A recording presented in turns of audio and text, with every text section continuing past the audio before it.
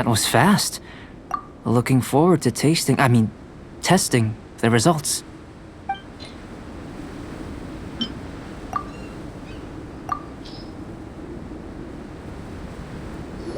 An average outcome experimentally, but you've really brought out the flavor. You seem well versed in the science of gastronomy.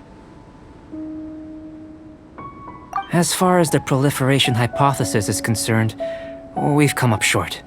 Seems like food presents the same headaches in your world as it does ours. Unless... could it be that the natural laws of this world are limiting your unique abilities? We just didn't know how to channel elemental power into the food. It's a little more complicated than adding herbs and spices, you know. Not to worry. At least we put some food to good use. No need to feel disheartened. And here's your portion. Enjoy. I can box it up if you like. Woohoo! Thanks! Glad you were paying attention. I can tell that you're good friends. Paimon was keeping an eye on you and your safety during the whole experiment. Not that Paimon would have been able to do much if things had gone wrong. But anyway. Hey! You were being nice a second ago! But you do have tasty recipes, so Paimon forgives you. And you're right, we are good friends. You have good friends too, right? Good students? Yes. I'm fortunate too, I suppose. Anyway, moving on to the next experiment. There are all manner of alchemical items here. Keeping them in their proper place is a challenge at the best of times. A while ago, I had the misfortune of misplacing a batch. I managed to retrieve the majority, but 2 vials have been evading me. Animal crystal fly elemental extract and electrohypostasis powder. Paimon's barely finished eating and you want us to go gathering again? Don't worry if you can't locate them. I was planning to replace them anyway. Though finding them would save me the hassle. If you had, say, a superpower, like night vision or vibratory sensing, lost property would be a thing of the past. I must have dropped them somewhere in the area where you were looking just now. So, guess we'd better take a look.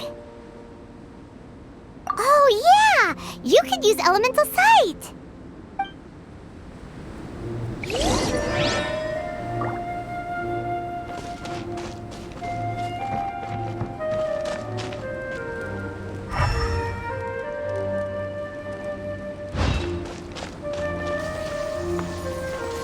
This must be electrohypostasis powder!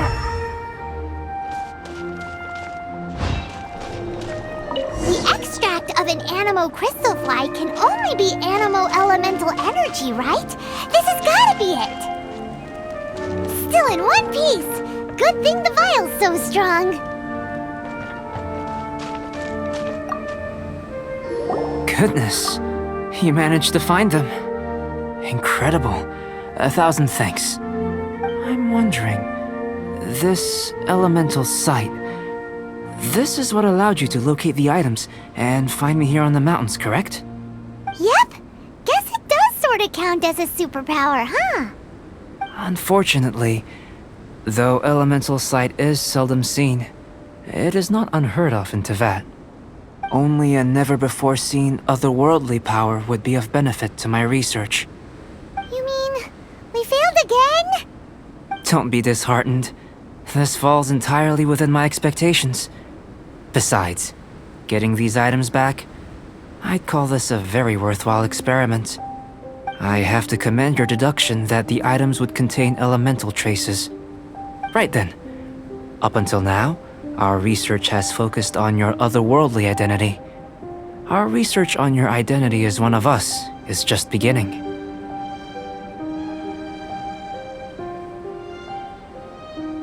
In essence, the differences between humans are reflected in our intellectual and physical capabilities. Let's start with physical. Looking out from where we're standing, can you see what Sucrose is doing? And if you jumped from here and landed on that cliff, the one over there, could you see her then? So what about if you planted a single blow on the mountain face here, and it burst into 1,000,000 fragments? Then could you see her?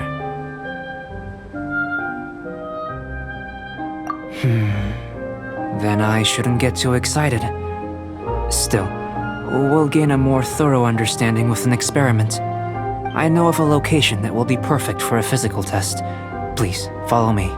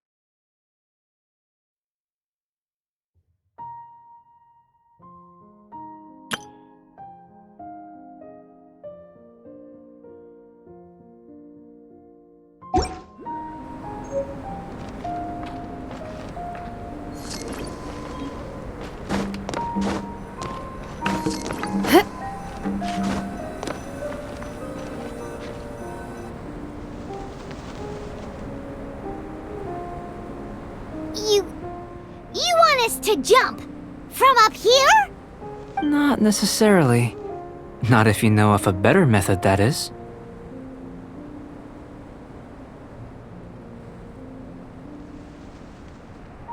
Whichever method you choose, the experiment will end when you reach the opposite shore of the lake. I will factor the time expended and your top speed into my comparative analysis. The opposite side of the lake. So, we're gonna be swimming? Without limitations, we complete tasks intuitively, using the method that seems most rational to us. Some of us would be unable to stand the icy waters. Others might find the whole thing rather refreshing. No matter what choice you make, it's all a part of the experiment. For me, every detail is invaluable to the research.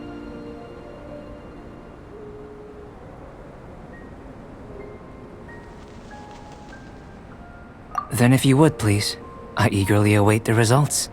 Wait a minute. While we're busy testing, what exactly are you gonna be doing? Me?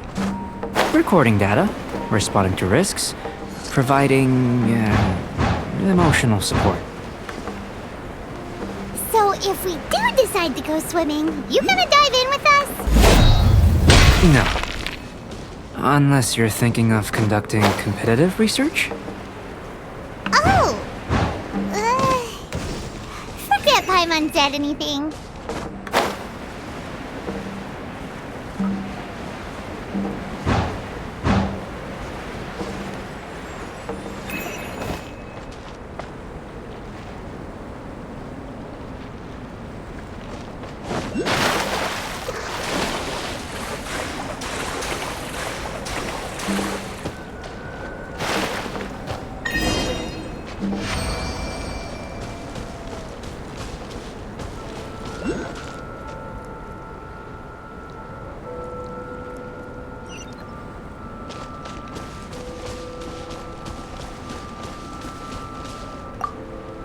Great work. I've never seen a performance quite like it. Your reputation precedes you, traveler. The data shows that you're easily outperforming the average citizen in Mondstadt. But you followed us the whole way without breaking a sweat! Me? Actually, I used alchemy to cheat a little. But anyway, if it turns out that the natural laws of Tavad do not affect you, I should be able to make various inferences about the otherworldly civilization you belong to. If the natural laws of Tavad do affect you, then I shall be able to make inferences into the kind of evolution that would occur under the absence of such effects. The innumerable possibilities that this could present, the captivating insights, it would be something to savor again and again. But how does this help your research? You've helped me to unravel many of the problems that were holding it back. When we return to the campsite, I should be able to show you something interesting. I may be about to make some analogies between you and a few unusual specimens. I hope you won't be offended. Gold, petrified trees, a sun 8 times the size of our own. The essence of the investigative process is enthralling, but such feelings are inevitably fleeting in nature. I'm willing to pour all my energy into research, and yet specimens are finite. As the unknown transitions into the realm of scientific understanding, the feeling of enlightenment is lost. All these things that start out as objects of fascination end up possessing the prosaic mundanity of a sunsetia or a sweet flower. They cease to be noteworthy. Oh, so that's why you wanted to sketch those hilly churls? Because you got to see something new and interesting in the differences between them? Precisely. To quote my exact words from earlier, these creatures are, for the most part, quite boring, not worth closer inspection. There is precious little about them that serves to pique my curiosity now. So after all these experiments, are we gonna be, like, boring to you? Like sketches? Of course not. You have been of great assistance to me, and I will remember this friendship for a lifetime. Now, before we head back to the campsite, there's one more experiment. Intelligence. Follow me. There are some other ruins nearby.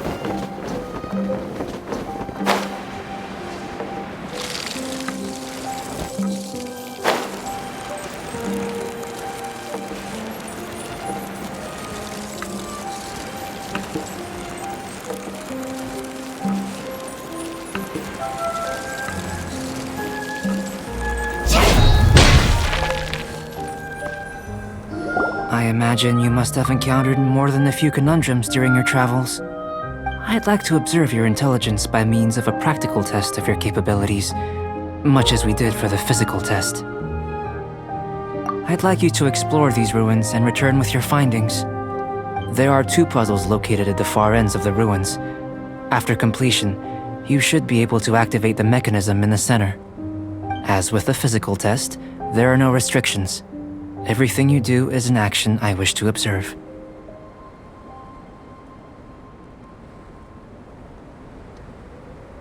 A tried and tested adventurer, I see. So, let's see you in action.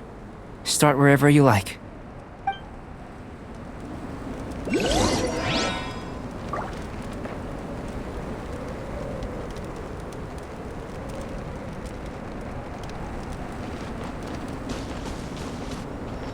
It's a complex environment, so proceed with caution.